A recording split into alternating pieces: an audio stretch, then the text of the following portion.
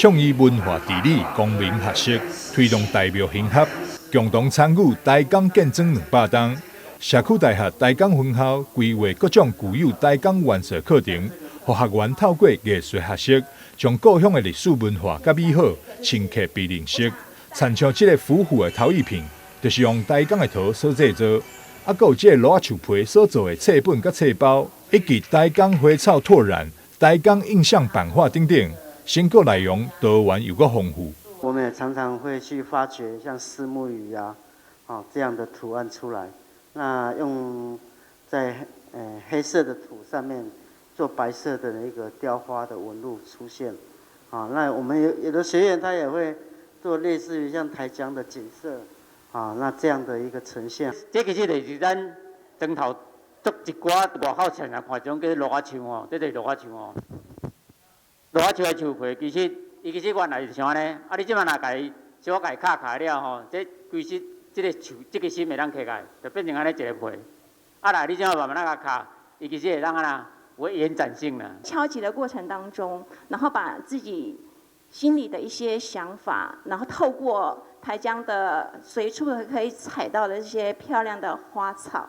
然后去形成一个艺术的一个概念。这个作品的部分的话，我画的是那一个石山殿古道的那一个赤桐，对，赤桐树哈。那一个其实我们创作的题材都是跟我就是结合我在台江民俗文化班这边所采集的一些的故事，然后呢就是透过版画的创作，然后把它展现在我的作品上面。除了静态成果展示，这场台港夏日假夏博览会，嘛会当看到弟子班甲舞蹈班共同合作的精彩演出。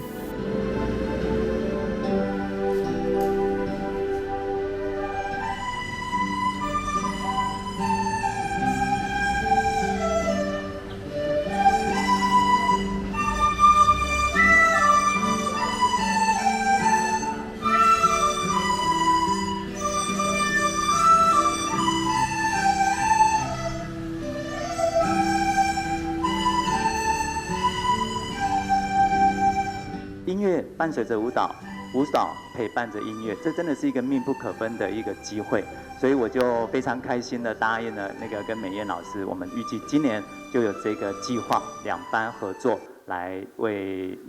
有什么新的作品可以来发表，那也可以让我笛子班的学生，他们除了在只有音乐的演奏学习之外，那借由跟舞蹈班的一起练习当中。那由美燕老师，她可以再教导一些我们在演奏时候的一些肢体的动作。这次选了一首有舞蹈的